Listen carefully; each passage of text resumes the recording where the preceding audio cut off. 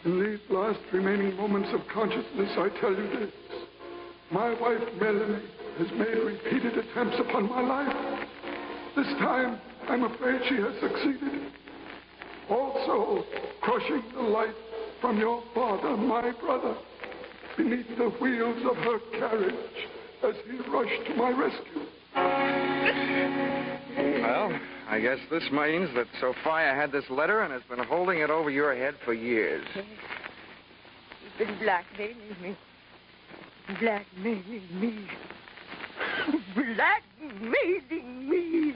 Melanie, it was your conscience that first called me into this case to protect you from your relatives. It was your conscience that hired that private detective to protect you from me. And it was your conscience that got you mixed up with Joe and Rocky to protect you from the detective and me. Then again, it was that same old conscience that called in the police to protect you from your gangster friends. Now, there's only one more thing, I hope. What's that? That same conscience will prevent you from making an undignified surrender. My arm. Thank you, young man. Your arm.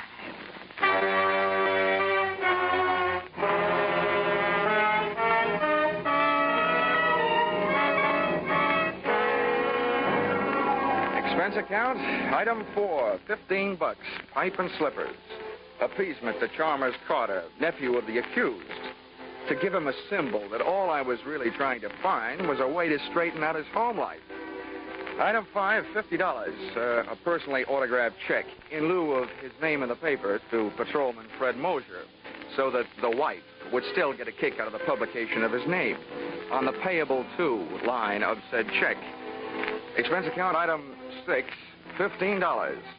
Gift to Joseph and Rocky. One roll of tickets on the River Queen sightseeing boat, which gives daily round-trip tours of the Charles River.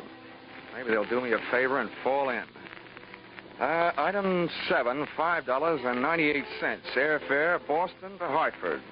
Expense account total? What's the use?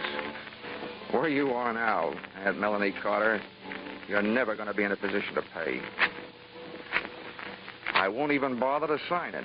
Yours, truly, Johnny Dollar.